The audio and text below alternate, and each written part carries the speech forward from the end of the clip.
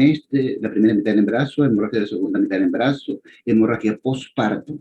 Esa es la clase teórica que han recibido ustedes. Ahora en esta clase lo que quiero es fijar conceptos. O sea, la idea es que ustedes hagan un aprendizaje significativo sobre lo que significa el manejo de esta patología. Esta patología es sumamente importante, que es la principal causa de muerte materna. Mucho de lo que vamos a ver en esta clase no lo van a aprender ustedes en el internado. Mucho de lo que van a aprender hoy día van a aplicarlo en el internado, van a verlo aplicar en el internado. Pero muchas de las estrategias que vamos a describir en este momento van dirigidas a que ustedes hagan un aprendizaje con la finalidad de aplicarlo cuando corresponda fundamentalmente en el SERUMS. Hay estrategias que escribimos y que ustedes de repente la han escuchado en el curso en algún momento, pero que lo que voy a hacer es tratar de enfatizar puntos claves. De eso se trata esta clase. ¿Ok? Entonces, miren, en primer lugar, volver a mencionar sobre lo que significa la importancia de la mortalidad materna en el Perú. Puntos claves sobre la hemorragia de la primera mitad del embarazo, sobre la segunda mitad del embarazo, sobre la hemorragia postparto, la principal causa de muerte materna por hemorragia. Qué hacer en la atonía uterina, cómo solucionar un desgarro del canal del parto, cómo manejar la retención de placenta, qué hacer en caso de acretismo placentario, qué hacer en una inversión uterina, cómo hacer un manejo inicial del shock hipovolémico y qué significa la clave roja finalmente. Muy bien, entonces, miren ustedes, mortalidad materna. Cuando uno quiere saber la situación de salud de un país, lee fundamentalmente dos indicadores. Uno de ellos es la mortalidad infantil, ya lo saben. El otro es la razón de mortalidad materna.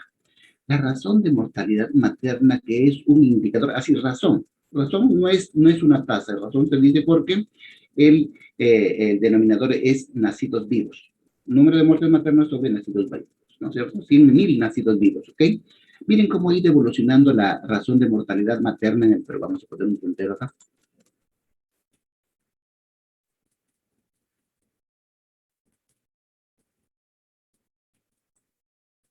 Miren cómo ha ido evolucionando la razón de mortalidad materna. Antes de 1990, nosotros teníamos unos índices prácticamente africanos de muerte materna. O sea, las mamás, por situación de embarazo, se morían por todas partes del país.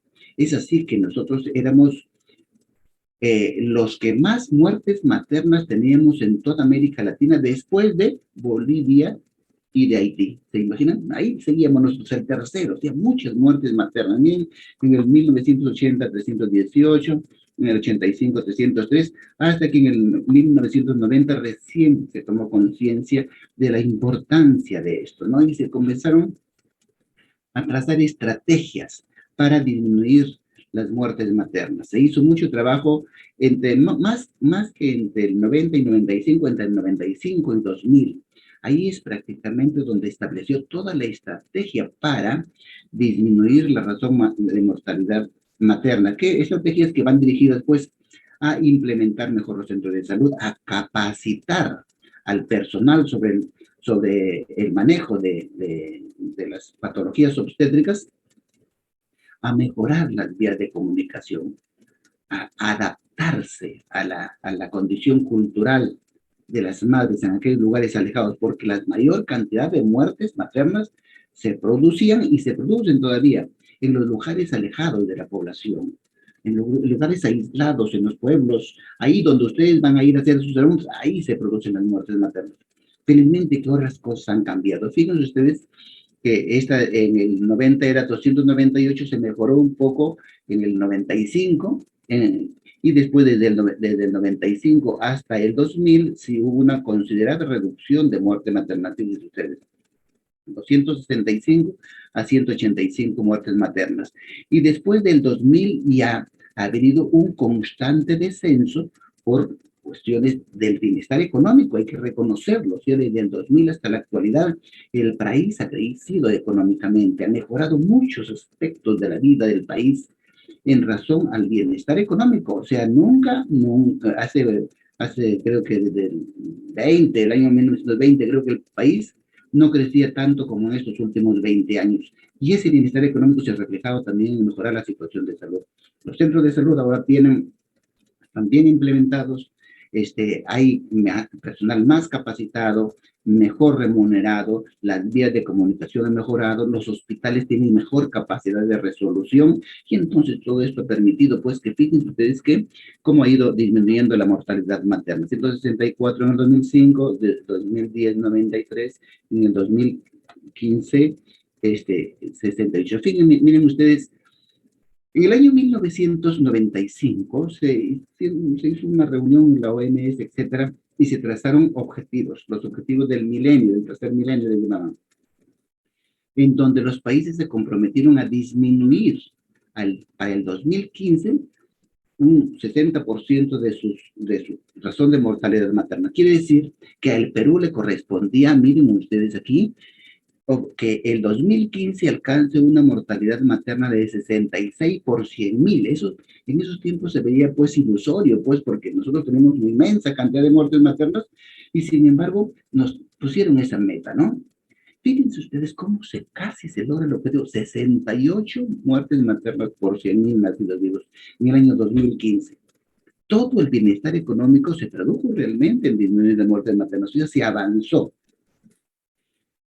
Entonces, por eso es que el país, pues, Perú fue uno de los países, uno de los 20 países en el mundo que alcanzaron los objetivos del tercer milenio. Fíjense ustedes, ya se avanzó bastante. Esto en base a todas las estrategias, pues, que se tejieron con respecto a controlar las hemorragias, la preeclampsia, las infecciones por aborto y las infecciones por sepsis, ¿no es cierto? Miren, 68 muertes maternas 2015. Ahora ha bajado más todavía, ¿ok? Miren ustedes cómo era en el 2015, en el 2013. El Perú ya había superado pues a Bolivia, Guatemala, Paraguay, Venezuela, República Dominicana y obviamente los países centroamericanos, ¿no?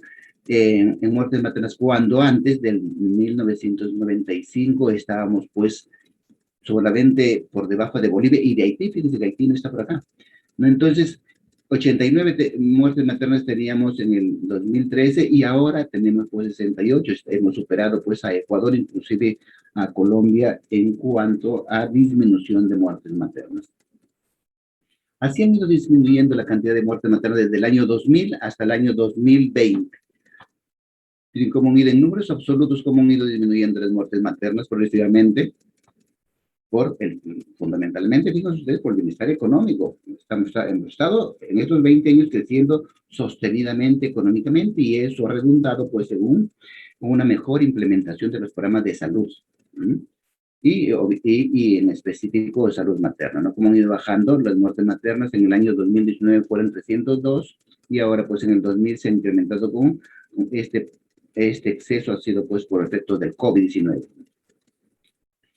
Y en dónde se mueren las mujeres con mayor frecuencia. La mayor cantidad de muertes maternas se producen pues en Lima, obviamente por la cantidad de habitantes, en Piura. En Piura a pesar de ser uno de los departamentos más productivos, hay bastante muerte materna. En Piura y Sierra también. En Loreto también, en Loreto, Cajamarca, La Libertad, ¿no? Y otros departamentos como Puno Puno anteriormente hace 25 años, en el primer lugar en muertes maternas. Se morían muchas mujeres allá por razones de la gestación. Y se han implementado una buena cantidad de programas que han logrado disminuir las muertes maternas. Aún así, se presentan en buena cantidad. Miren, ¿por qué se mueren las mujeres? ¿Por qué se mueren las gestantes? Estas son estadísticas de 2015 ya. Hemorragia, el 24%, por hipertensión o preeclampsia, el 21%, sepsis, el 9%, aborto, el 6%, causas indirectas, o sea, no son directas, 33%. ¿Okay? Antes del 2015, antes del 2000, este porcentaje de hemorragias era mucho mayor. el porcentaje era más o menos de 43%, y preeclampsia y hipertensión era más o menos así como lo ven ahora, 21%. La cantidad de muertes por hemorragia ha ido disminuyendo. Esperemos que continúen disminuyendo gracias a esto, a estas clases que nosotros le damos en donde enfatizamos el conocimiento de las estrategias para disminuir las muertes maternas por hemorragia. Miren estas estadísticas últimas del 2019, 2020, 2021, las causas de muerte materna, ¿no? Las causas directas en el 2019, el 62.5% eran causas directas y el 37.5% eran indirectas, ¿no? Entonces, entre las causas directas, las hemorragias 26% casi, trastornos hipertensivos y preeclampsia el 20%, y bueno, sigue pues el aborto, las infecciones obstétricas, ¿no? En las causas maternas indirectas, la principal era pues, deben conocer este término de muerte materna directa y muerte materna indirecta. De muerte materna indirecta son aquellas otras patologías que matan a una mujer gestando, sin que sea pues estas causas de hemorragia, preeclampsia, abortos, sepsis, ¿no? Entonces, miren, enfermedad cerebrovascular el 7.8%, después enfermedades neoplásicas 4.8%, trastornos cardiovasculares 5.1%. Así era antes de la pandemia. Después de la pandemia, fíjense ustedes cómo han ido incrementándose el porcentaje de muertes maternas. Ahora, del 100% de muertes maternas en el 2020, 16.7% se debieron al COVID. Y en el 2021, del 100% de muertes maternas que se están produciendo ya hasta la semana 24 que las hemos seguido, el 40% han sido por COVID. Miren, todas las muertes maternas, o sea, porcentualmente, las gestantes tienen más posibilidades de morirse con COVID. Entiendan bien, chicos, en la gestación es un estado de inmunodepresión, no solamente inmunogénicamente, sino fisiológicamente, ustedes lo han visto, en donde la mujer gestante se pone en riesgo su vida cuando se infecta con una enfermedad que sin ser gestante no hubiese pasado de repente como una enfermedad más. Por ejemplo, no es igual una neumonía en una gestante que una no gestante. No es igual una infección urinaria en una gestante, una pielonefritis, que en una no gestante. Una pielonefritis, en una gestante la hospitalizas. En una no gestante no la hospitalizas. No, igualmente, todas las enfermedades en gestantes son más graves por su condición de gestación. ¿Sí? Miren ustedes cómo se ha incrementado la muerte materna por COVID, obviamente, una enfermedad intercurrente en la gestación la complica más por ser gestante. Bien, y ahora vamos a hacer un repaso sobre lo que significan las hemorragias, ¿ok? Ya han escuchado ustedes la hemorragia de la primera mitad del embarazo, ¿no? Por ejemplo, aborto. Primero empezamos con aborto. Pero ¿cuándo el aborto constituye una emergencia obstétrica por hemorragia? Dos tipos de aborto, fíjense, según su momento de interrupción, provocado y espontáneo. ¿Cuál es el que produce más posibilidades de hemorragia? El provocado, obviamente, porque se produce muchas veces en condiciones insalubres, en condiciones no adecuadas, ¿no? Aunque el espontáneo también, a veces una mujer con un embarazo deseado puede tener un aborto y provocar una hemorragia. Entonces, esa es la primera clasificación, provocado y espontáneo. La segunda clasificación es según su evolución clínica, y eso tienen que tenerlo también en cuenta. Si el aborto se clasifica según evolución clínica, primero, lo más leve es como amenaza de aborto, luego sigue aborto inevitable, luego sigue, perdón, aborto inminente, luego sigue aborto inevitable, luego sigue el aborto en curso, luego sigue el aborto incompleto y finalmente el aborto completo. ¿En cuál de estas evoluciones se produciría una hemorragia? En el aborto incompleto. ¿Qué significa el aborto incompleto? Una mujer que viene a emergencia con un profuso sangrado y que refiere pues haber estado gestando y que así de pronto empezó a sangrar bien, y a veces vienen pues con una fuerte hemorragia que inclusive las puede chocar, pálida, taquicárdica y con todos los signos de hipovolemia, ¿cierto? Fíjense ustedes, ¿puede ser una causa de muerte materna por aborto por hemorragia? Sí, pues ¿En qué casos? En aborto incompleto que viene con un profuso sangrado. ¿Qué hacemos nosotros? Fíjense, tiene una paciente con sangrado vaginal regular, con dolor uterino.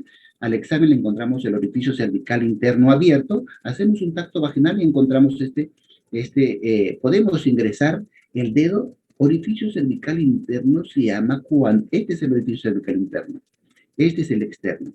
Cuando nuestro dedo ingresa hasta acá, el dedo ingresa aquí, e inclusive podemos tocar el endometrio con nuestro pulpejo de dedo. Eso es el orificio cervical interno abierto, ¿no? Entonces, normalmente lo que se hace es hospitalizar cuando se encuentra estable, cloruro de sodio, citocina, evacuación del contenido uterino. Pero ¿qué hacemos nosotros? Si esta paciente con aborto incompleto llega a emergencia, le ponemos un espéculo y, o sea, diagnosticamos que hay aborto incompleto por la hemorragia y porque están los orificios abiertos, y ponemos el espejo y utilizamos esta pinza, esta bendita pinza, que nunca debe faltar en un consultorio ginecológico, una pinza de Fester se le llama, pinza de anillo, ¿no? Con dos pinzas de anillo, fijamos el cuello e ingresamos la pinza de anillo hacia la cavidad uterina y extraemos los restos que quedan. ¿Por qué sangra una paciente con aborto incompleto? Porque tiene un resto que está prendido acá. Hay un resto adherido al endometrio que tiene vasos, y por esos vasos sangra, pues, ¿no? Y basta con extraer este pedazo de resto. En este caso es un resto muy grande, ¿no? Pero generalmente son restos pequeños que están adheridos a la pared. Con esta feste lo que hacemos es extraerlo, este pedazo de trofoblasto, y automáticamente deja de sangrar. Hemos controlado la emergencia.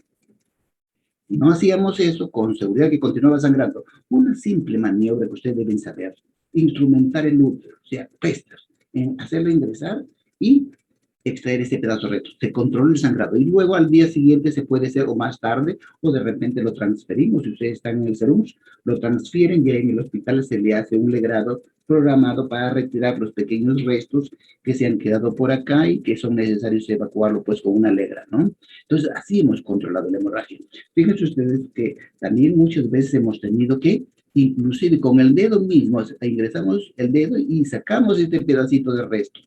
A veces se tienen dedos un poquito largos y se llega acá, no se coge, se empuja el útero hacia abajo y con el dedo se extrae este pedazo de resto y dejó de sangrar. Se salvó la vida a la paciente. Fíjense ustedes cómo cosas tan elementales como esto pueden condicionar eh, eh, salvar la vida de una mujer con hemorragia, ¿no? Ok, entonces, ahora, la mola. ¿En qué casos la mola puede producir una hemorragia que ponga en peligro la vida de la madre? Chicos, en el año 90, en la década del 90, 95, se han producido cambios en la conducta obstétrica que prácticamente han cambiado los cánones de la obstetricia. En esos años se ha descubierto, en primer lugar, la ecografía. La ecografía. Antes del 90, habían algunos ecógrafos de muy mala calidad en los hospitales más grandes, en el año 89, 88, por ahí. Después del 90 ya empezaron a haber un poquito más de ecógrafos, y a finales del 95 al 90 ya habían ecógrafos en más hospitales en donde podíamos hacer diagnósticos más certeros sobre las complicaciones, etc. La ecografía, el uso de misoprostol y la aspiración manual endouterina son tres elementos que han contribuido a prácticamente reformular la obstetricia, ¿no? En caso de la mola, por ejemplo, ¿no? La mola. Antes, cuando no era muy frecuente el uso de la ecografía, nosotros diagnosticábamos molas con úteros de 20 centímetros. ¿Se imaginan? Una gestación de 20 semanas. Así llegaban las molas. Entonces, solamente las diagnosticamos cuando ellas empezaban a expulsar las vesículas. Solamente ahí nos dábamos cuenta de que era mola, porque muchas veces las señoras, pues como no asistían a su control prenatal, o de repente asistían y no se controlaban, no había ecógrafo, entonces pensaba también la obstetriz o el médico que estaba controlando el embarazo que era una gestación normal, pero sin embargo era una mola, y solamente se daban cuenta cuando expulsaban las vesículas. Úteros de 25 centímetros, ¿se imaginan? Y eso ameritaba, pues, que a veces llegaban expulsando las vesículas expulsando sangre y a veces chocadas. Ahora es más raro encontrar este tipo de casos porque la ecografía pues se la realizan tempranamente y el diagnóstico se hace fácilmente. Entonces, clínicamente, ¿cómo se diagnosticaba una mola? ¿Cómo se diagnostica ahora? Porque también hay algunos casos que todavía se presentan siendo muy aparatosos, ¿no? Cuando se caracterizan porque la ruptura uterina es mayor que la de gestacional. O sea, tiene unas 13 semanas de gestación aparentemente y sin embargo tiene un útero de 18 centímetros. Tiene una gestación de 8 semanas, sin embargo tiene un útero de 12, 13 centímetros. Entonces, uno ahí más o menos hace, piensa que puede ser una mola, ¿no? Las que tienen mola tienen náuseas y vómitos excesivos. Bueno, la expulsión de vesículas que les digo cuando ya está muy avanzada la gestación. Y pues obviamente la característica fundamental es que tienen una beta, una HCG beta muy elevada, más de 150.000, tienen 250.000, tienen 300, tienen 1.000.000 de miliunidades por mililitro de HCG beta. Eso es mola. Si ustedes hacen un HCG beta y tiene 200.000, pues ese es mola hasta que se demuestre lo contrario. Hacen la ecografía y de repente lo confirman, ¿no? Mira, aquí tienen unas vesículas, aquí tienen una mola completa, una mola parcial. Es un tema que ya lo han visto ustedes. Miren, así diagnosticamos nosotros ahora la mola. Ya antes, pues, este uterito que tiene aproximadamente 9 centímetros, no lo podíamos ubicar, ¿no? Porque no había ecógrafos, ¿no? Entonces, simplemente por la expulsión de vesícula lo diagnosticamos, pero ahora lo diagnosticamos así. Hacemos una ecografía de control para controlar la gestación, porque obviamente esta señora sabe que está gestando, porque no le viene su regla, tiene náuseas, tiene vómitos, entonces le hacemos una ecografía de control para confirmar la gestación y encontramos estas imágenes, ¿no? Mola, ¿no? Tiene acá pues unas 8 semanas, 9 semanas y evacuamos rápidamente el útero con un mameo sin necesidad de, este, eh, de hacer lo que hacíamos antes, ¿no? Una aspiración mecánica en los úteros inmensos, ¿no? Muy bien, eso es mola. Sí, todavía se pueden presentar casos de hemorragia, de shock o polémico por mola, ¿no? Que no se han diagnosticado. Hay gente también muy descuidada, pues que no va a controlarse, ¿no? Y continúan, creen que están embarazadas muy bien, u ocultan su embarazo y continúan con el crecimiento uterino, pues hasta expulsar las vesículas. Esto que está acá son quistes tecaloteínicos. Nunca se olviden ya de que también las molas van acompañadas de quistes tecaloteínicos. O sea, eh, eh, además del incremento del útero con su contenido de vesículas, ovarios, en los ovarios crecen estos quistes que muchas veces pueden medir hasta 10, 12 centímetros, ¿no? Entonces hay que considerar que no son quistes patológicos y que se resuelven cuando se evacúa la muela, ¿ok? Bueno, pasamos al embarazo ectópico. También el embarazo ectópico ya lo han visto ustedes, tienen todas estas ubicaciones que tienen, ya entonces, igualmente, la ecografía ha servido para diagnosticar tempranamente los embarazos ectópicos.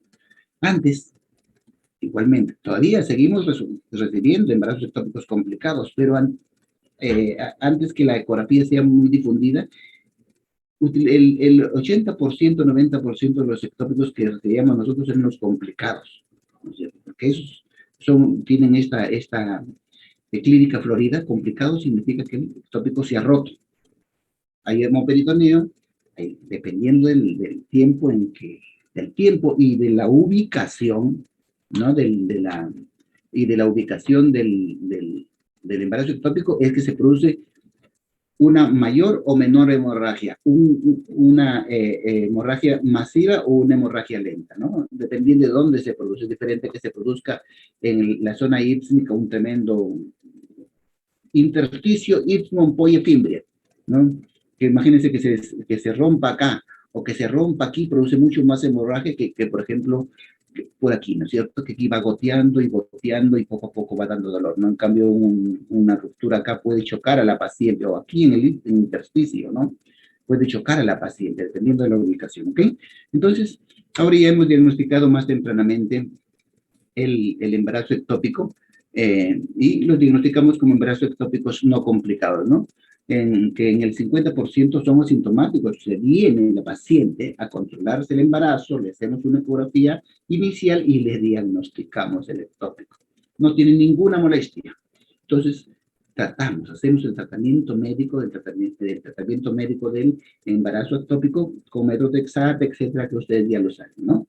El problema es cuando son complicados. Cuando son complicados el diagnóstico es fácil, pero por supuesto que tienen que pensarlo. De repente ustedes no les gusta la ginecología y van a ser cirujanos y piensan que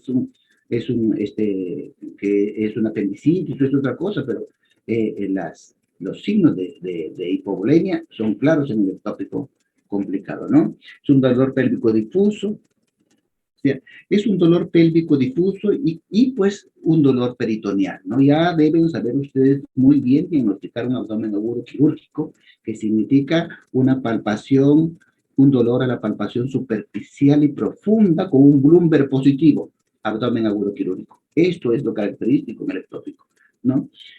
Cuando hay mucho sangrado y dolor costal y subescapular, a veces le duele el hombro. Miren, le duele el hombro, le duele la costilla, pero fíjense que es porque la sangre pues está llegando hacia arriba, a veces hasta hacia el diafragma. Miren ustedes cómo se ve acá, que duele, pues por reflejo duele el hombro. Y más me parece curioso, pero duele el hombro. Cuando le duele el hombro y una paciente está pálida, pues es un ectópico, está con una hipovolemia, Bloomberg positivo, y un dolor a la movilización cervical, pues que uno jala la trompa para un lado y pues duele esa parte. Tumoración pélvica y los signos y síntomas de hipovolemia, ¿no? Entonces, antes cuando nosotros no teníamos ecógrafo, hacíamos esto, ¿no? Sabíamos que era había atraso menstrual, hay un abdomen quirúrgico, un Bloomberg positivo. Entonces lo que hicimos para confirmar era la culdocentesis. Miren ustedes, aquí hay sangre, ingresamos con una aguja por el fondo del saco posterior y sacábamos sangre, ¿no? Entonces ya, si sacábamos sangre era pues confirmado el embarazo ectópico complicado y hacíamos la laparotomía. Ahora diagnosticamos así, pues, ¿no? Este es el útero, este es un ectópico, ecográficamente la mayoría de ectópicos lo diagnosticamos ecográficamente y hacemos el tratamiento médico. De esa manera actuamos rápido y muchas veces inclusive salvamos la trompa en donde se encuentra el ectópico. Porque ustedes saben, ectópico tubario es salpingectomía, y pues se queda la paciente con un milímetro por menos, ¿no? Miren ustedes cómo se ve en la paroscopía el ectópico, hemoperitoneo, y aquí pues lógicamente pues es resecar la trompa ahí, ¿no? Bien, ahora, hemorragia es la segunda mitad del embarazo, eso también ya lo han visto ustedes, pero quiero darle puntos claves. ¿Cuál es la diferencia? Justamente ayer hemos recibido un desprendimiento prematuro de placenta con óbito fetal, bueno, un caso muy dramático. O sea, lo que ustedes tienen que diferenciar es DPP o placenta previa, ¿no es cierto? Eso es lo que tienen que esclarecer cuando llega una paciente de emergencia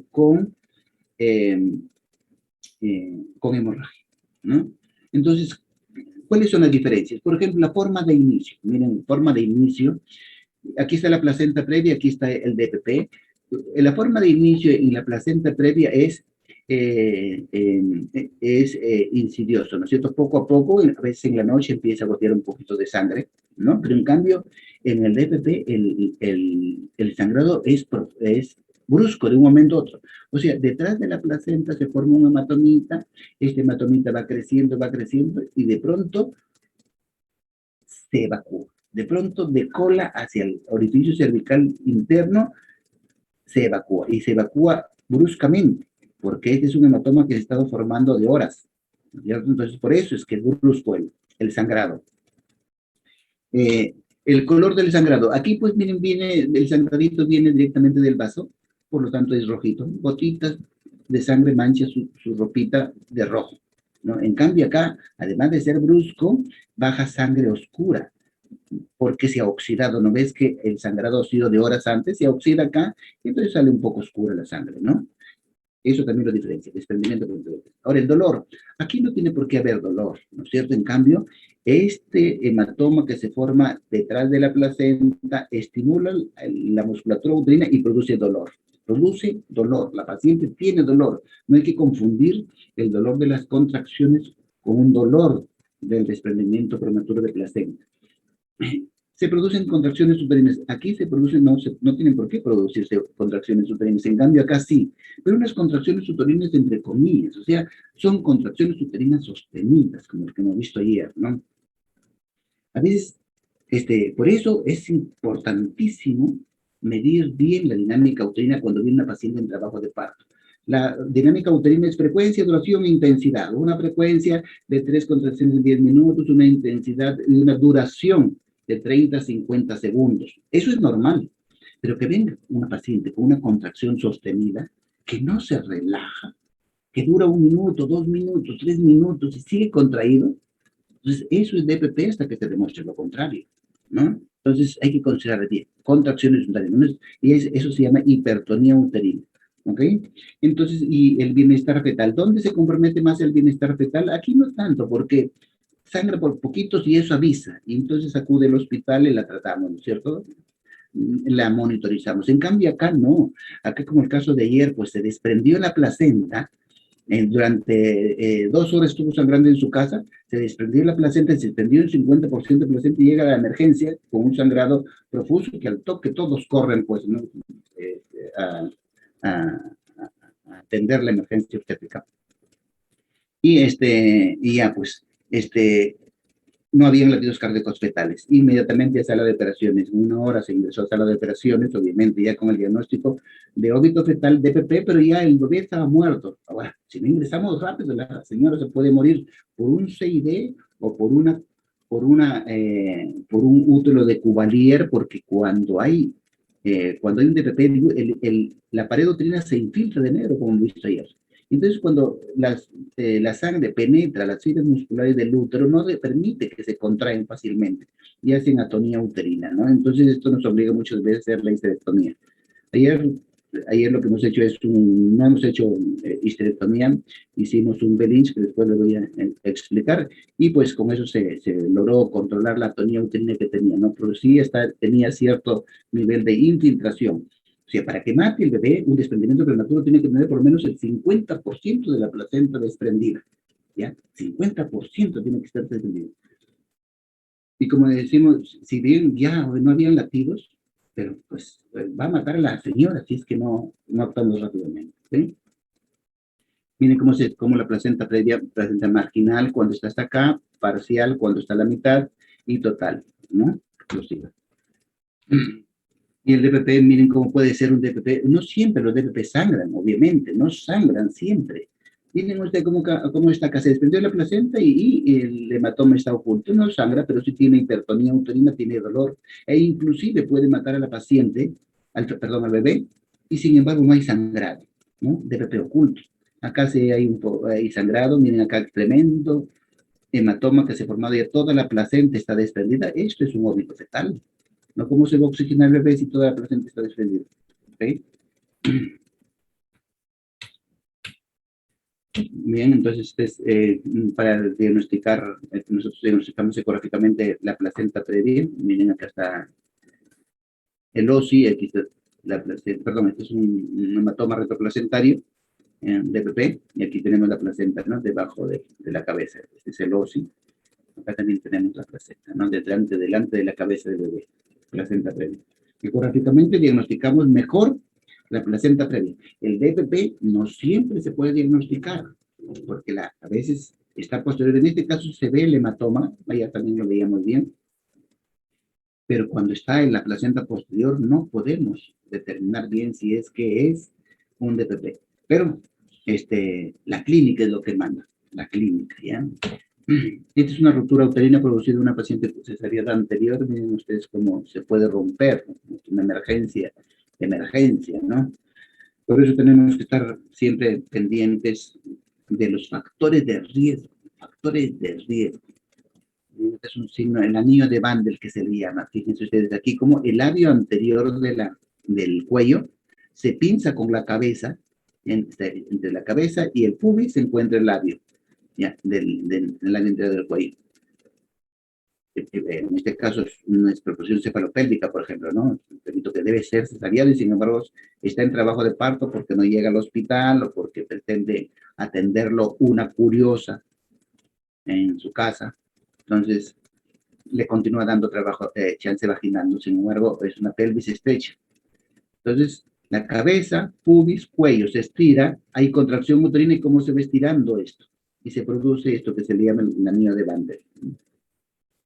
Y luego, por eso esta es la ruptura inminente del útero. Vemos nosotros esto y este útero se va a romper en cualquier momento, tenemos que operar rápidamente, ¿no? Aquí está en sala de operaciones ya listo para operarlo, pero antes de cortar han tomado una foto sobre esto, el día de Bandel. Y otra causa de hemorragia en el tercer trimestre, en la segunda mitad del embarazo, es la basa previa.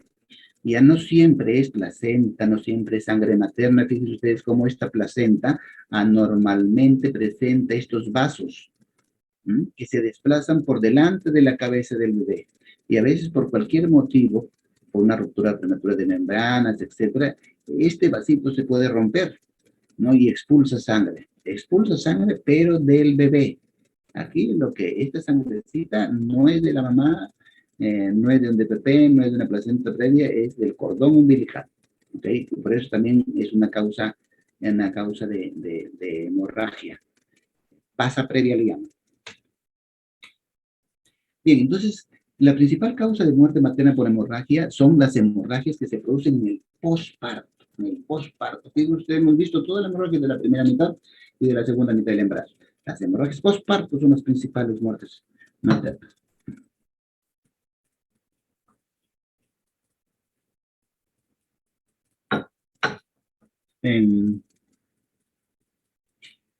Entonces, ¿qué hacer? Vamos a hablar un poco sobre qué hacer en la atonía uterina, cómo solucionar un desgarro del canal del parto, cómo manejar la retención de placenta y qué hacer cuando hay acretismo placentario, cómo diagnosticamos acretismo placentario, qué hacer en una inversión uterina.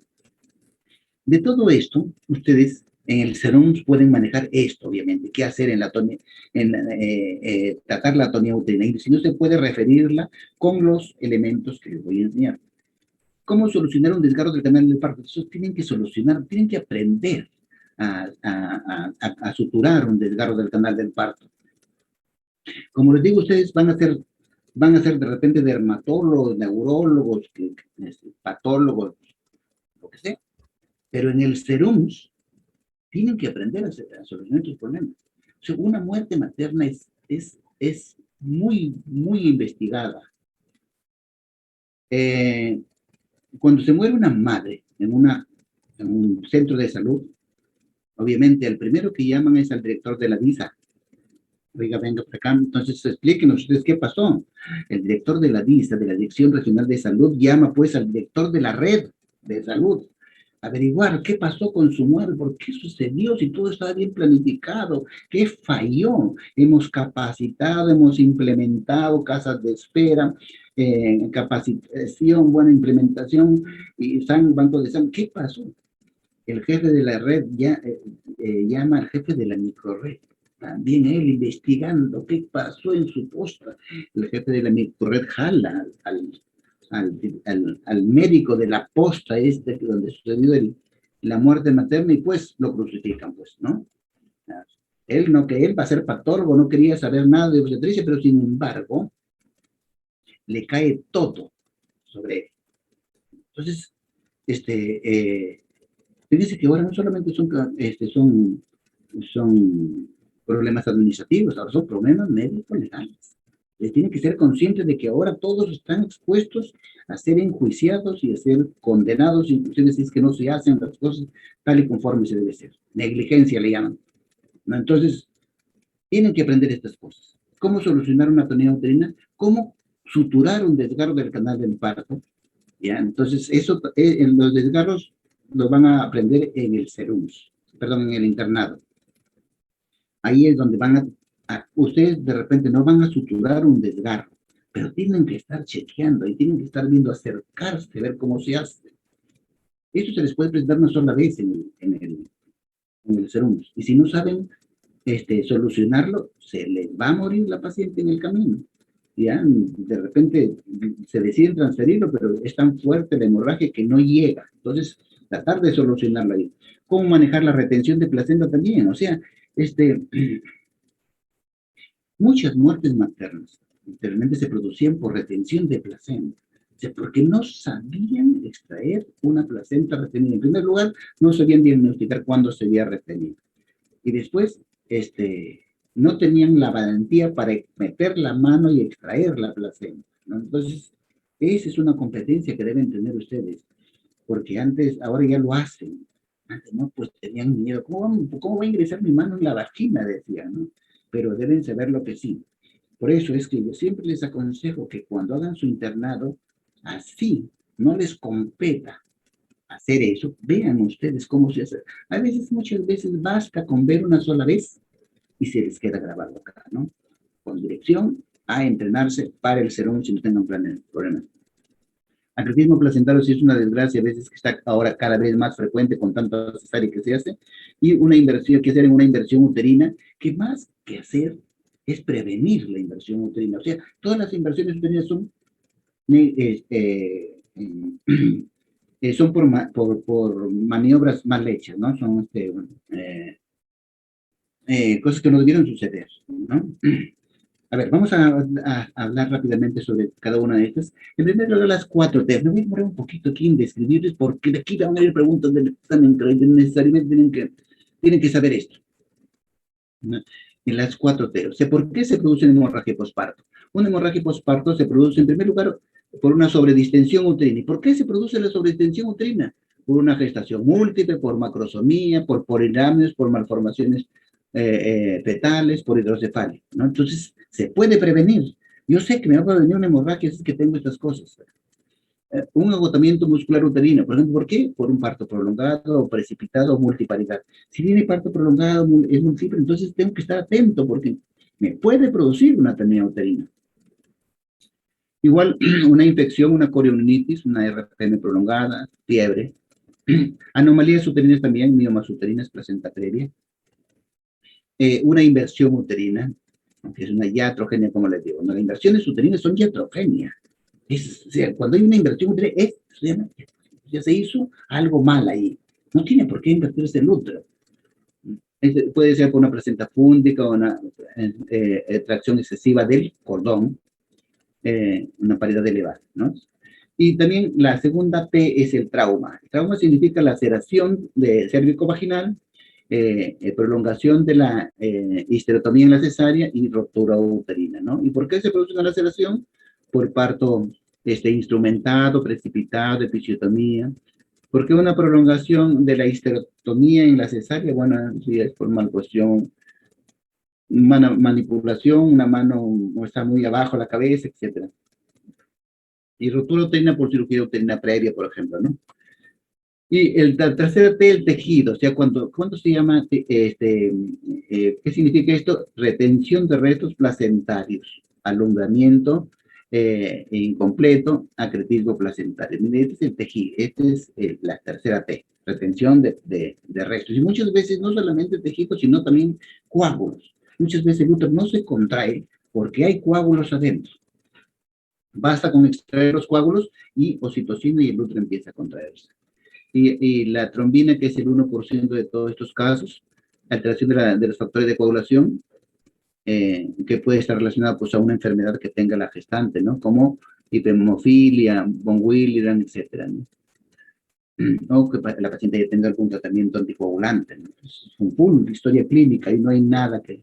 Entonces, miren ustedes este cuadrito sumamente importante donde está la prevención. O sea, ustedes ya pueden saber que una paciente va a hacer atonía uterina, si es que tiene alguno de esos elementos, o se va a desgarrar. Entonces hay que estar prevenido, hay que estar de repente hasta con sangre, que se supone que, que tiene un buen nivel de hemoglobina. Si no, si van a tener un parto, una gestante que tiene 9 de hemoglobina, esta mujer es una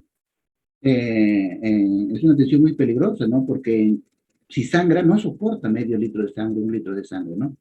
Pero si tiene 12 de hemoglobina, sí podemos por lo menos esperar que no se descompense con la pérdida de 1.000 cm³ de sangre. Es importantísimo la prevención, y ya es una buena historia clínica, ¿ok? Entonces, en la atonía uterina, ¿qué hacer? O sea, la mujer sangra, lo primero que hacemos es diagnosticar, chicos. digamos, ¿es atonía uterina o un desgarro del canal del parto? ¿No? De repente sangra porque se desgarró y desde ahí está sangrando. Fácil. Entonces nosotros tocamos el útero, tocamos el útero. Si el útero está flácido, es fundamentalmente atonía uterina. Puede ser que también hay un desgarrito, pero está sangrando por la atonía uterina, ¿no? Entonces, y ustedes ven que sangra, o sea, hay un continuo caer de la sangre a través del introito vaginal. Es atonía uterina. Okay, ¿cuál es la principal medida? Ya saben, ya se activa la clave roja, todo el mundo a trabajar ahí, ¿no? El médico es el que dirige todo. El médico, que se supone es el que está atendiendo el parto, si no está atendiendo el parto, el médico tiene que llamar a la obstetriz que ha atendido, pues, o el interno, el residente, a, a, que, a que venga el médico. Y él es el que dirige todo, ¿no? En primer lugar, mientras está viniendo, ya sabemos que es una atonía uterina, ya están que le ponen 2 vías ahí. Cloruro de sodio y otra vía para, por si acaso, tengamos que ponerle Aimacel. Inmediatamente empiezan a muestrear a la paciente. Eso es lo que hacemos nosotros ayer, por ejemplo, apenas llegó la paciente, ya saben todos, ya es una hemorragia obstétrica, una vía por acá, otra vía por acá, yo que examinaba, lo único que puede ser un tacto vaginal es el médico, no el residente interno, porque una hemorragia es muy delicado para hacer tacto vaginal, tiene que ser con mucho cuidado. Y después, y la otra está muestreando y al toque está sacando la sangre y enviándola, ¿para qué? Para que le hagan su grupo sanguíneo, pruebas de reacción cruzada, etcétera, lo más elemental de los análisis, porque ahí los minutos cuentan, ¿no? Y mientras tanto sigue haciendo el masaje uterino el médico, ¿no? Ok, ya están poniendo las vías y hay una otra persona que empieza, pues, que está en la cabeza haciendo, conversando con la paciente, ver su sensorio, midiendo la presión arterial, midiendo el pulso, ¿cierto? Puede ser la enfermera. Y entonces continuamos con el masaje uterino, le decimos que ponga oxitocina. 1 litro de cloruro de sodio le podemos poner 20 o 30 unidades de oxitocina y le vamos administrando primero un chorrito de unos 100 centímetros cúbicos y después ya a unos 40 gotas por minuto. Y masaje uterino, ¿ok? Ya todos están listos, estamos trabajando, ¿ok? Masajeamos el útero y esperemos que pare, ¿no? ¿Ok? Luego, reponemos líquidos, como le digo, y transfundimos sangre si es que es necesario, ¿no? La sangre se deja para un poquito después, pero de todas maneras ya se supone que tenemos que estar trabajando en eso, ¿no? Cruzar sangre, ¿no? Muchas veces cuando no es de emergencia y no se ha cruzado sangre, o a veces tampoco hay un laboratorio que actúa rápidamente para cruzar la sangre, porque a veces se demora también, pues, media hora, 45 minutos. Entonces, le ponemos sangre O positivo, ¿no? Considerando que no tiene eh, un grupo de sangre raro, ¿no? Y luego, después de esto, a pesar de todo esto de oxitocina, empezamos a revisar el canal del parto ya. ¿Por qué sangra? O sea, no se contrae el útero porque de repente hay coágulos, porque dicen, fíjense ustedes que solamente la presencia de coágulos impide que se contraiga el útero. O es que realmente hay restos, o es que realmente se ha quedado un pedazo de placenta que esté ahí condicionando el sangrado. Entonces, eso es lo que hacemos. Revisamos el canal del parto, en primer lugar, instrumentamos el útero, una fésula acá, y con la fésula ingresamos y tratamos de extraer los restos que pueden haber quedado ahí, ¿no? Y hay una cureta de cotiledones que muy grandes, creo que unos 40 centímetros, 50 centímetros, y con la cual podemos raspar bien y ver si es que se ha quedado algún resto. Las membranas son poco probables que provoquen sangrado, pero de todas maneras sacamos, ¿cierto? Lo importante es coágulos y restos, que no se haya quedado un pedazo de placenta prendido ahí que esté condicionando el sangrado. Y de pasito vamos a revisar luego de hacer el legrado puerperal que se le llama, revisamos el cuello, pues, con unas maniobras que después les explico, tratando de descartar que haya un desgarro cervical y un desgarro de la vagina, ¿ok? También hacemos unas pruebas de coagulación, comprimimos el útero, después después de haber hecho todo esto, continúa sangrando, masajeamos, comprimimos el útero de varias maneras, después les voy a pasar un gráfico, y continuamos administrando oxitocina y luego ergotrate. Primero oxitocina, en esa cantidad que les he dicho, 30 unidades en un frasco de 1000 centímetros cúbicos, y luego ergometrina. Si no es preclántica, le ponemos un ampollito de ergometrina intramuscular y esperamos que esto haga efecto. Si no hace efecto, continuamos entonces masajeando y comprimiendo el útero, le administramos, miren ustedes, oxitocina, ergotrate y el misoprostol también. El misoprostol, fíjense que es una prostaglandina que nosotros lo investigamos inicialmente, pero ha quedado para uso permanente, ¿no? El misoprostol es una cosa que ha resuelto muchos problemas en obstetricia. Misoprostol por vía rectal. A veces, ¿por qué se da por vía rectal y no por vía oral? Porque si es una paciente que está sangrando, es muy probable que termine en una histerectomía, es muy probable que termine en una cirugía. Entonces no le podemos dar nada por la boca, ¿no? En segundo, por la vagina no podemos ponerle tampoco, porque por eso se nos ocurrió por vía transrectal nosotros. Por la vagina tampoco se puede poner porque está chorreando sangre, o sea, la va a expulsar, ¿no? La única vía que podía hacer es por la vía rectal. Se le administró por vía rectal, miren cómo ha quedado. Y el trabajo que presentamos nosotros que se llama publicado en el año 2000, que se llama uso de misoprostol por vía transrectal en el tratamiento de la hemorragia posparto que no se soluciona con el tratamiento convencional. O sea, misoprostol damos cuando la oxitocina y el ergotrate no solucionan el problema. Ahí le administramos misoprostol. Hasta ahora se utiliza, en todas partes se utiliza, hay muchos trabajos ya sobre esto y creo que ha quedado como un uso constante, ¿no? Y luego ya pues los valores ahora se utilizan balones intrauterinos y estamos hablando de pacientes que ustedes pueden atender mientras que están transfiriendo a la paciente. Eso es lo que ustedes deberían hacer ahí en su post. Ahora tienen más cuidado ya, ahora inclusive ya no permiten, los centros de salud pequeños no permiten que atiendan partos, tienen que transferir, pero hay casos en que ya está en trabajo al parto, tienen que atender su parto ahí en su posta, y para eso tienen que estar preparados, pues. Y luego ya la parotomía expiratoria con la histerectomía, ¿no? Miren, cómo se reduce la resucitación hemostática, que consiste, le aplicamos 3 a 5 litros de agua, pásale el suero, a cada rato, o sea, 3 a 5 litros de líquido, ¿no? Y nos decían, pero no hay problema, aplica nomás. Ahora ya se tiene un poco más de cuidado, ¿no?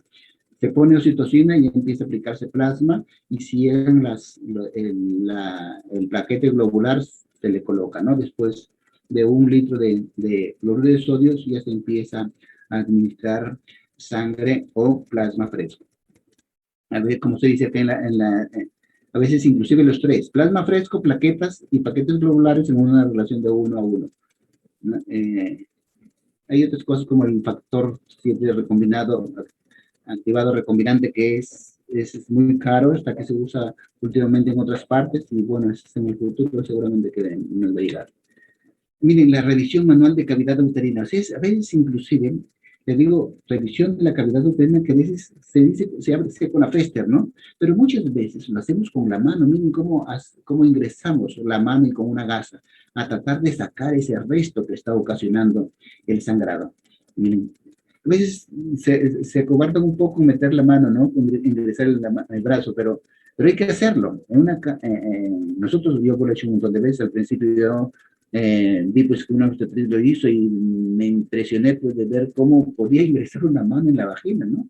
Pues después de hecho como 50 veces, pero nunca me olvido de la primera impresión que me dio, ¿no?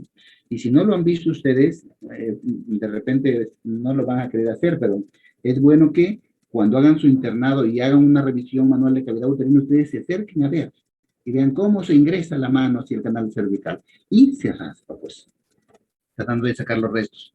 Muchas veces el pedacito de placenta que está por aquí prendido y que está ocasionando el sangrado, y retirado con esta maniobra. Y entonces, la revisión del manual de la cavidad uterina es la retención de fragmentos placentarios cuando sospecha de lesiones uterinas. Pues también ahí, pues cuando esté sido cesárea anterior, nosotros hacemos una revisión para ver si es que se ha roto la sutura la cicatriz de la cesárea anterior.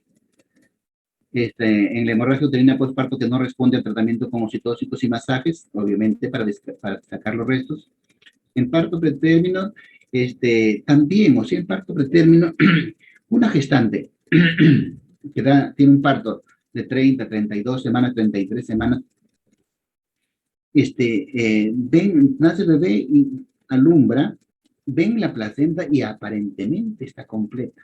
Aparentemente está completa. Se ve bonita, toda lisa, pero en un 70-80% de casos se han quedado restos placentarios. Así que hay que de todas maneras hacerle una revisión del canal del parto, ¿no? Alegrar ahí para sacar esos pedacitos de restos. Que sí, puede que no esté sangrando en ese momento, pero con seguridad que se va a infectar. Ya por eso, si tiene un parto prematuro, hay que hacerle una revisión, ¿ya? Y cuando hay un óbito también hay que tener cuidado. Cuidados en el procedimiento, que hay que darle un poquito de analgésicos, ya a veces atropina inclusive para evitar el shock vagal. Siempre su consentimiento informado, medidas de sepsia. O sea, si está inestable, o sea, ya está chocada, pues no hay que hacer esto, porque a veces el shock vagal puede complicarla más aún, ¿no? Estamos hablando de una paciente que está hemodinámicamente estable. Si persiste el sangrado, entonces ya no solamente no hacemos solamente manual, sino que lo instrumentamos con la legrado corporal. Muy bien, miren qué hacer, cómo se comprime el útero, ya cuando hay una atonía uterina. Estas medidas se hacen sobre todo cuando uno va a transferir a la paciente, ¿no? A veces nosotros lo hacemos ahí en el hospital, pero estas son medidas que se hacen en los centros de salud, mientras está uno preparándose para transferir a la paciente. Y así se puede hacer y vemos pues que muchas veces se contrae el otro. Esta maniobra, yo la he intentado, yo la he hecho un par de veces y en verdad es muy dificultoso. En los libros siempre lo refieren, siempre pasan esta foto.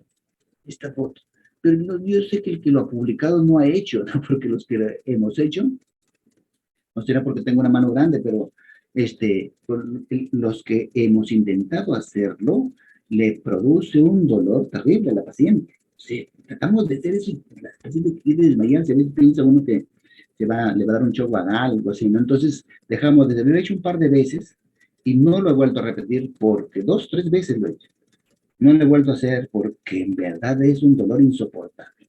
No sé, como siempre ponen esta fotito, yo la pongo así con el comentario que les digo, ¿no? Una cosa es verlo y otra cosa es verlo. Es una mano que está comprimiendo ahí, te imaginan todo el puño y está bien que uno meta la mano pues para sacar los restos, ¿no? Eso demora pues 2 minutos, 1 minuto, pero aquí pues se supone que tienes que ponerlo 10 minutos para que se comprime el útero, o sea, ni modo de que se pueda soportar la señora esto.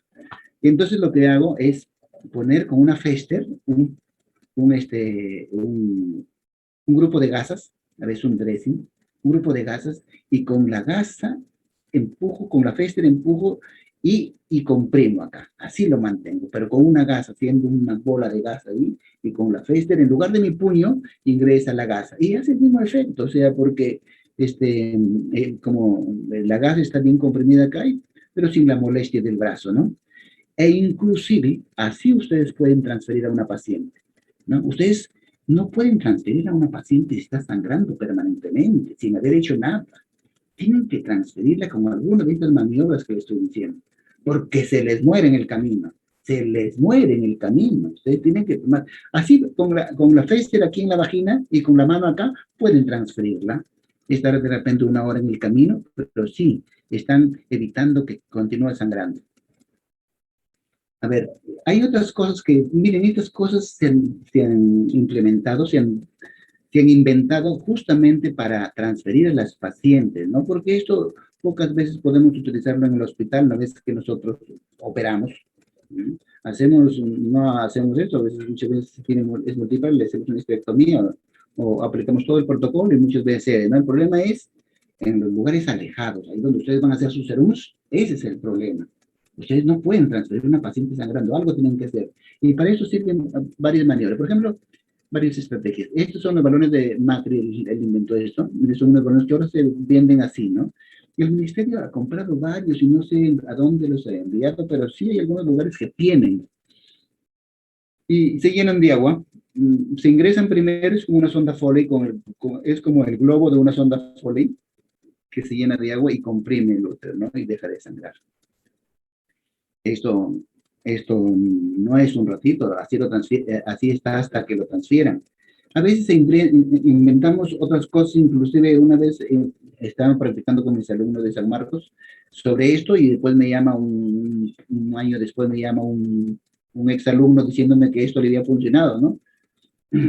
No, esto no, sino el condón. Bueno, esta es una sonda Foley también que se puede utilizar, ¿no? Aquí, inclusive el guante, ¿no?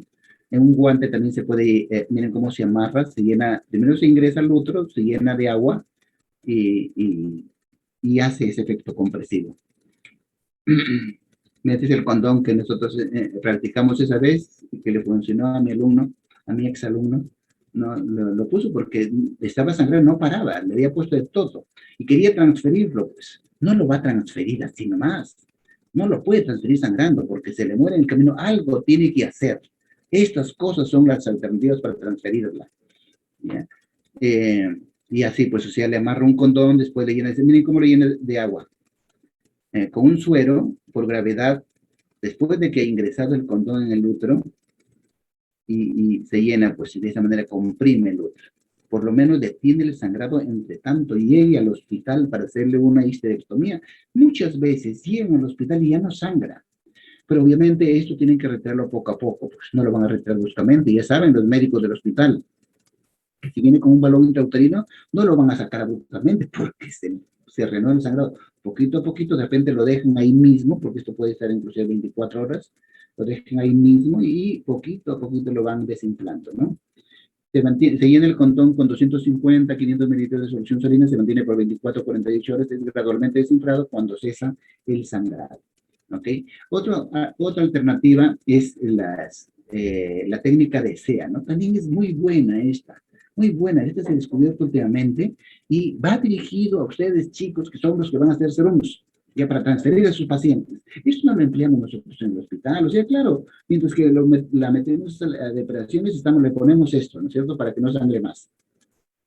Y así con estas testers la ingresamos a las depredaciones. Pero para los que están en el serum, están en lugares alejados, ahí es donde puede aplicarse esto.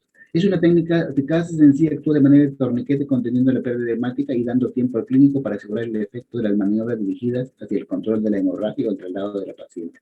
No, miren, aquí, este es el cuello. ¿Y dónde se colocan las fester? Al costadito, ahí donde se supone que ingresan las arterias uterinas, ahí se clampa. ¿Mm? Al costado. ¿Bien? Entonces, primero se colocan las pinzas de anillo rectas en el labio anterior y posterior del cervical, ¿no es cierto? Para evitar, se jala bien, se jala hacia afuera y, o sea, obviamente tienen que tener 4 fester, por lo menos, 4 fester. Ya jalamos el cuello, colocamos, miren, al costado donde supuestamente está la arteria uterina, la clampamos, ¿ya? Y luego al otro lado también colocamos colocamos la pinza de anillo en la arteria uterina derecha y así queda al final. Sacamos la pinza de arriba y la pinza de abajo, las dos pinzas las sacamos y queda así. Y así la trasladan a la paciente. Van a ver que deja de sangrar, o por lo menos disminuye el sangrado. Saben que las arterias, el útero también se irriga por las arterias ováricas, no puede poner un poquito de sangrado, pero con seguridad que gran parte del sangrado se ha controlado con esto. Así la trasladan, así con las fester en la vagina, ya han controlado el sangrado. Eso es lo que hicimos ayer nosotros, la técnica de Lynch, ¿no? En la cesárea sangre y le empaquetamos el útero de esta manera, con este tipo de suturas. Hay una maniobra, hay una artificio que nosotros hacemos con la ligadura de las arterias hipogástricas en sala de operaciones. No, en verdad que no hacemos. Yo he visto hacer, nunca lo he hecho. No, en verdad, porque esto a veces llamamos a los cardiovasculares para que lo hagan porque hay que diferenciar bien. A veces nosotros estamos seguros que es la arteria hipogástrica, ¿no? Pero a veces tenemos miedo, no vaya a ser la arteria ilíaca externa y le digamos otra cosa, ¿no?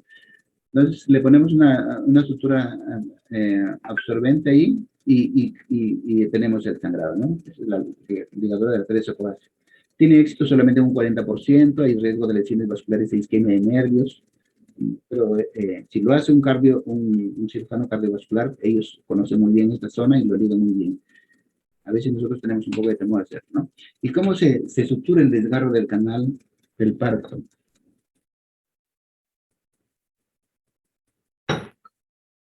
¿Me están escuchando, chicos? A ver, Sí, doctor. ¿sí? ¿Todo bien? Sí, doctor. Sí. Ya, voy a estar hablando con fantasmas. Ya, entonces, miren, ¿cómo se estructura el canal del parto? Esto sí deben saberlo ustedes, ¿ya? Por eso les digo, cuando haya un desgarro del canal del parto en su internado, acérquense ustedes y le dicen a su residente que me repite para ver, doctor, por favor. Y ya, entonces se quedan a ver ustedes. Y si van a ser ginecólogos, con mayor razón, ¿no? Pero siempre preparados para hacer eso, ya saben ustedes, se les muere una mujer ahí en sus seruns, los cuelgan a ustedes, los cuelgan ahí. Ectomía bilateral, operectomía bilateral. Miren ustedes, cómo se estructura el canal, el desgarro en el cervix, ¿no? Lo primero que tiene que hacerse es diagnosticarse el desgarro en el cervix. Se colocan por cuadrantes, generalmente hacemos el diagnóstico. Le ponemos un pester acá, una pester acá, evaluamos este cuadrante, no hay desgarro, entonces pasamos, sacamos esta pester de acá, la ponemos para acá y evaluamos este cuadrante. Y así sucesivamente. Sacamos la pester de acá, la ponemos para aquí y evaluamos este cuadrante. Y así, hasta que llegamos a la conclusión de que hay un desgarro, por ejemplo, a este nivel, ¿no? Entonces empezamos a suturar. No tengamos miedo de meter la aguja acá. A veces el desgarro es tan profundo, miren, es tan profundo que no vemos el ángulo de acá, ¿no? Porque normalmente nosotros empezamos por acá, por el ángulo de aquí, el extremo, pero a veces no se ve. Está tan profundo que no se ve, pero tenemos que suturarlo. Entonces empezamos por aquí, por el extremo, por acá y poco a poco vamos suturando hasta llegar hasta atrás, ¿no? Y vamos jalando, nos ayudamos y queda así bonito. Si nos damos cuenta de que es un desgarro que sangre, ¿ya? Que estemos seguros que sangre, así lo suturamos. Y tenemos los desgarros perineales, que estos sí tienen, es fácil de suturar dependiendo de la magnitud, ¿ya? Ok, miren cómo se sutura acá, ¿no? El desgarro del cuello uterino. Y los hematomas vulvares también es otra emergencia que ustedes deben saber, ¿ya? Una vez, una anécdota, había una paciente una puérpera que había dado luz y pasaban 10 minutos, 15 minutos y le decía, pues señorita, me duele. No te preocupes, le decía la interna de obstetricia. Son entuertos, se le llaman, dice, es normal, el glúteo está que se contrae. Seguía la paciente, ¿no? Un 10 minutos, pues señorita, me duele mucho. Dijo, no se preocupe, señor. Y a la media hora la ven que ya está un poco somnolienta. Ay, me da mucho sueño, etcétera, ¿no? Y seguía con el dolor. Pasa por ahí el residente, le abre las piernas y encuentra un hematoma inmenso, un hematoma isquiorrectal. Esto no es, pero es un hematoma por dentro de la vagina, o sea, le dolía la vulva, le dolía el hematoma isquiorrectal que estaba formando por dentro. Y no sangraba, simplemente que ese hematoma estaba disecando, iba hasta el retroperitoneum, un tremendo hematoma que almacenaba pues hasta 1.000, 1.500 centímetros cúbicos de sangre. Imagínense, es un tejido laxo, se decola fácilmente con el sangrado y puede llevar pues la sangre inclusive hasta el retroperitoneum e inclusive chocar a la paciente, como este caso, ¿no? Entonces estaba subestimando ese dolor. Hay que preguntarle, pues, ¿dónde le duele? ¿Le duele acá arriba en el útero? Que ahí es el tuerto. Pero si le duele la vulva, no tiene por qué dolerle. Pues no, se le ha hecho su epicio, pero no tiene por qué dolerle tanto, ¿no? Entonces hay que hacerle caso a la paciente. Este es un hematoma vulvar, ¿no? También que inclusive puede almacenar mucha sangre. Nosotros operamos, a veces esos hematomas son horribles porque no encontramos dónde coser, porque decolado tanto, hay un hueco inmenso, pues tenemos que suturar lo más que se pueda y ponerle drenes, pues, ¿no? O sea, la idea es diagnosticarlos tempranamente. Si hacemos un tactito y hay una hematomita pequeña, ¿cuál es la solución? Hielo, hielo, ¿para qué no? no avances. El hielo produce una vasoconstricción e impide que se formen esos tremendos hematomas, el hielo. A veces también están formando, se está hinchando así, pero no podemos cortar, o sea, se está hinchando, pero ¿qué podemos hacer? No podemos, a veces comprimimos un poquito por ahí. Hielo, o sea, aplicamos y soltamos, tampoco no vamos a dejar hielo permanentemente ahí, ¿no? Porque eso puede quemar también el hielo, ¿no? Entonces, eso produce una vasoconstricción y el hematoma se reduce. Obviamente, impedimos que evolucione hacia un hematoma mayor. Y entonces la retención de placenta, como les digo, es fácil, como se produce la retención, estamos muy, cómo hacer la extracción manual de placenta sin miedo, se mete la mano y se trata de decolar desde el fondo, ¿no? Mientras una mano amiga aquí puede estar jalando por aquí del cordón umbilical. Igualmente, miren, para evitar la retención de placenta, para evitar, miren, la inversión uterina. Estamos haciendo la extracción manual de placenta y miren esta maniobra de Van Andrews, ¿no? Esta manito que está acá sirve no solamente para darnos cuenta de que el útero esté acá, sino también para impedir que se venga con la placenta. Y a veces, si no sale la placenta, solo dejarla ahí, no vaya a ser que sea una placenta acreta y se venga con todo el útero. Como les digo, la inversión uterina es iatrogenia. Ya eso se produce porque nosotros hemos hecho algo mal. Sí, y si se retiene, pues hay que hacer una extracción manual de placenta. El acretismo placentario, miren, cada vez, como les decían, cada vez más frecuente porque hay más cesarianas, ahora se opera más. Ya este es un tema que lo manejamos los ginecólogos, miren, el acretismo placentario. Generalmente terminamos en una histerectomía obstétrica. En una inversión uterina, suponemos que se invirtió una vez me llaman a mí para ver esta cosa que no sabían qué cosa era. Doctor, es un mioma, creo que es una tumoración, no sé qué tiene la paciente a la luz. Yo lo voy a ver, pues, si está sangrando, pues sangra, porque esto sangra muy bien. Entonces, ¿qué más va a hacer? Pues, si no esto es endometrio, que se produjo, pues, porque habían jalado antes de tiempo la placenta, ¿no? Entonces reducimos nosotros el útero, miren cómo se reduce, y esto hay que hacerlo rápido. O sea, ustedes chicos, si se le tiene un caso de inversión uterina, se supone que al toque, pues ahora felizmente ya está la internet ahí, ¿no? Entonces revisen su celular a ver cómo se hace la reducción uterina y ustedes tienen que reducir. Si se demoran mucho, se cierra el cuello y ya no puede reducirse. Tienen que ser valientes para meterlo, con ganas. Ahí no hay nada que esperar que venga la movilidad, no, porque esto sangra. Ya, y hay que hacer esto, ¿no? Y hacer ingresar el útero poco a poco, miren ustedes, poco a poco, y hasta después meter la mano para que confirmar de que está en el fondo, ¿no? Y empezar con oxitocina acá, ¿no? Otra cosita respecto a la retención de placenta que les quería decir es la placenta, si se retiene una placenta, si se retira una placenta, ustedes pueden hacer esta maniobra de extracción de placenta siempre que sangre, ¿ok? Esto tienen que tenerlo bien claro. Si se retiene la placenta y no sangra, trasládenla así nomás. Ya no vaya a ser que sea un acretismo placentario, ¿ya? Siempre hagan esta extracción si es que sangra. No pueden transferir a una paciente sangrando. Si no sangra, déjenlo ahí, ¿ya? Pónganle su suerito y vayan ustedes acompañando, transferir la placenta, no va a ser un acretismo placentario, ustedes jalan y producen una hemorragia mayor, ¿ok? Esa es la lectura de esto. Ok, entonces, esto ya lo hemos visto ya cómo manejar el shock hipovolémica. Pero esto sí, no lo han visto ustedes, pero miren, deben tener en cuenta cómo es la posición anti-shock. Ya, esto de levantar las piernas en una paciente en decúbito dorsal, 45 grados, es como transfundir 300 centímetros cúbicos de sangre. La paciente está obnubilada, está que siente mareos. Miren ustedes, levantan las piernas y toda esta sangre se va hacia el cerebro, hacia el corazón, hacia los órganos nobles. Tremenda cantidad de sangre que alberga que almacenan los miembros inferiores, ¿no?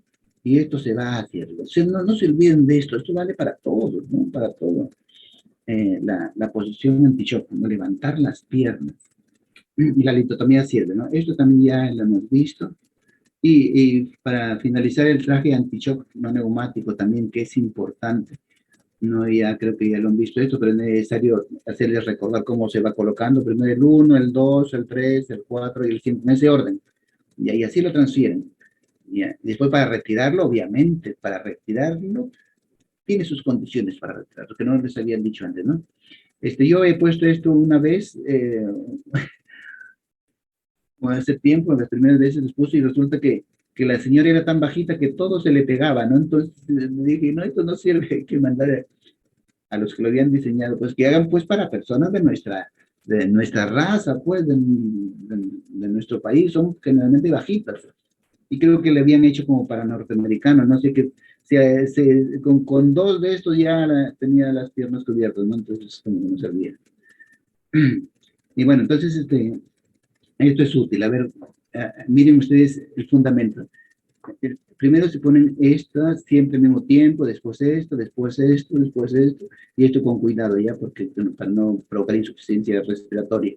Y cuando se retira, igualmente, en este mismo orden, pero esto debe, si ustedes, por ejemplo, hay trajes anti-shock en algunos centros de salud, tienen, cuando vayan a sus serumos, vean ustedes qué material tienen y aprendan a utilizarlo. Ahí, no tienen nada que hacer ahí, pero paran durmiendo, ¿eh? Entonces, aprendan a utilizar todo el material que tienen, aunque sea por curiosidad, ¿no? Y todo tiene su manual, todo tiene su manual. Fíjense ustedes el principio del traje anti-shock. En el shock hipovolémico, el cerebro y el corazón y el pulmón son deprivados de oxígeno debido a que la sangre se acumula en el abdomen y en las piernas, ¿ya? En cambio, poniéndolo el traje anti-shock, revierte el shock incrementando el retorno sanguíneo a los órganos vitales, cerebro, corazón y pulmones. Toda esta sangre que está acá con el traje anti-shock se va hacia el cerebro, hacia los órganos, 600 a 800 centímetros cúbicos. Es como transfundirle sangre, ¿ya? Lo bueno es que se usan signos de shock polémico, disminuye la hemorragia, intervención quirúrgica, disminuye el número de transfusiones sanguíneas, transporte para referencia, y bueno, empezar, como les digo, por los tobillos. Hay que tener bien claro eso, por eso ustedes, chicos, aprendan a utilizar esto de manera adecuada. Por ejemplo, ya tienen un traje de shock en su centro de salud, lo transfieren, no van a ustedes a ver, porque eso es lo que suele ser. A veces la obstetriz o la enfermera dice del centro de salud, me trae un traje anti-shock que se puede prender tan caro que cuesta, que está destinado. O sea, eso no puede ser. Eso no puede ser. Porque el traje anti-shock tiene que quedarse con la paciente, no se le puede retirar así nomás. Tiene que estar, esto puede estar inclusive 1 o 2 días hasta que se compense totalmente la paciente. Y retirarlo pues progresivamente. Primero aquí, el número 1, se espera unos 20 minutos, se mide las funciones vitales, que todo esté bien, su presión arterial, su pulso, porque todo está aquí, bueno, se supone que ya no sangra, ¿no? Luego, después el 2, otros 20 minutos espera, ya, y así sucesivamente, ¿no? No se puede, nunca se puede sacar esto de manera brusca. Se muere la paciente si hacen eso, porque hace una redistribución brusca de sangre y peor la cura que la enfermedad, ¿no? Entonces hay que tener mucho cuidado con el uso. Por eso todo esto, ya saben ustedes, todo está en la internet, todo está en el Google. Así que pónganse a leer esas cositas antes de utilizar. Siempre hay tiempo, ¿no? Siempre hay que ver cómo se utiliza esto, ¿no? No se puede sacar de busca. Y bueno, entonces la clave roja ya es obvio su identificación, ¿no? Es estandarizar los procesos de atención de las gestantes que se encuentran en situación crítica, etcétera. Tienen todos estos medicamentos, ya saben lo que les he explicado, lo que significa la clave roja, ¿no? El orden, mediante un ejemplo, como el médico es el que es el jefe de todo, es el que coordina, cada uno tiene su papel, y aquí está bien descrito lo que debe hacer cada profesional. Siempre revisen ustedes las claves, siempre hay paquetes en los centros de salud, todo eso deben tener, ya, como les sobra tiempo ahí en su centro de salud, pueden darse el momento de ver que todo esto esté ok, que estén los medicamentos no vencidos, ¿no? Y cómo utilizar. Los uterotónicos, como les digo, es el trabajo que publicamos en el año 2000, cuando recién se creó, yo vi un trabajito que por ahí habían hecho esto, entonces lo replicamos aquí en el Perú, y se publicó el primer trabajo en el año 2000. Ha quedado esto para la posteridad, porque todo el mundo utiliza misoprostol por vía rectal. El papel del médico y la bibliografía. Muy bien, chicos, ¿alguna, antes de tomarle lista, porque tengo que tomar lista?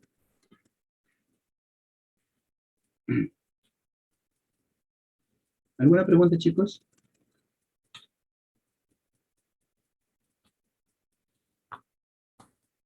¿Alguna pregunta?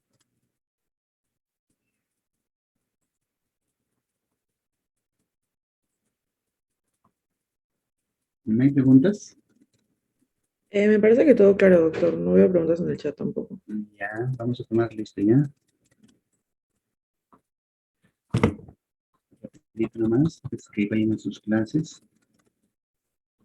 A ver, Espinosa Cuadros, Silvana. Espinosa Cuadros. Espinosa Alto. Ochoa Hernández Mayra. Mari Carla. Ochoa Fernández.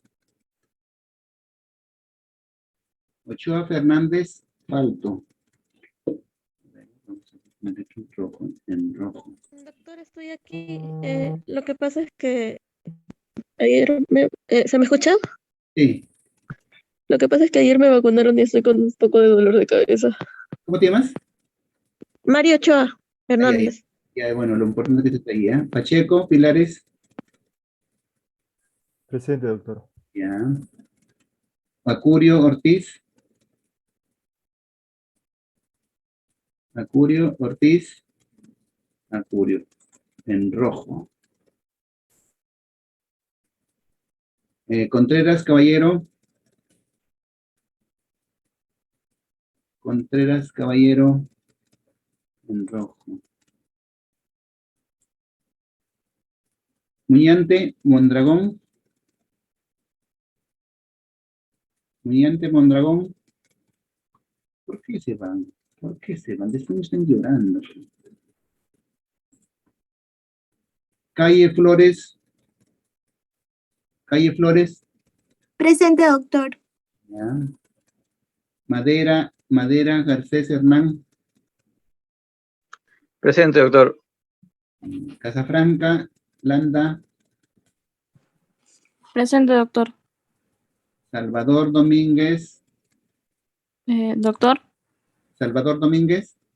No, ¿me escuchó? Casafranca Landa, Sí, Sofía. sí. Ah, ya. Sí. Salvador Domínguez, doctor, presente. Ya. Rivera Ramos. Rivera Ramos Yanina. Falso.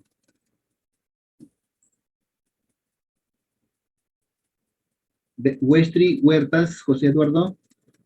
Westry, ¿no? Westry Huertas. Alto. San Cortés, Angélica Daniela. San Cortés. San Cortés. Qué bárbaro, ¿no? Qué bárbaro. Lazo Córdoba.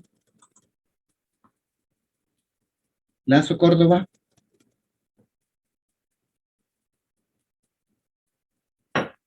Lazo Córdoba.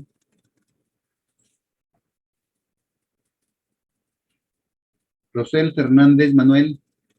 Presente, doctor. Ya. La Torre Laos. La Torre Laos. La Torre Laos. ¿Cuánto lo siento por ellos? Sorola Ruiz.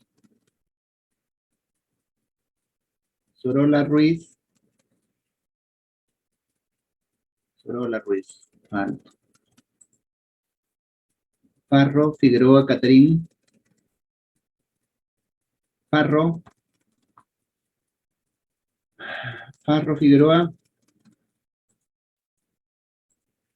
Chumpen Alarcón, Samantha. Chumpen Alarcón. Doctor, disculpe, me llamó, es que no podía activar mi ¿Cómo te llamas? ¿Cómo te llamas? Lazo Córdoba. José. Lazo Córdoba.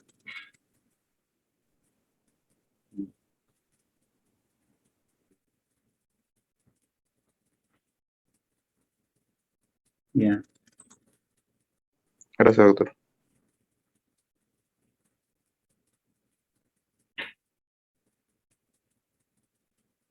Ya, bueno. Bien. No está Chumpen en el Alarcón, ¿no, Samantha? Ya. Cumplan con tales, chicos, vayan a su actividad académica, ¿ya?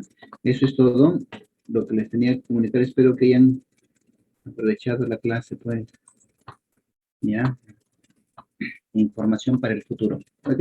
Eso es todo. Doy por terminada la clase. Hasta luego, estimados alumnos. Gracias, doctor. Gracias. Gracias, doctor. Buenos días. Hasta luego. Gracias, doctora. Hasta luego. Hasta luego. Gracias, doctor.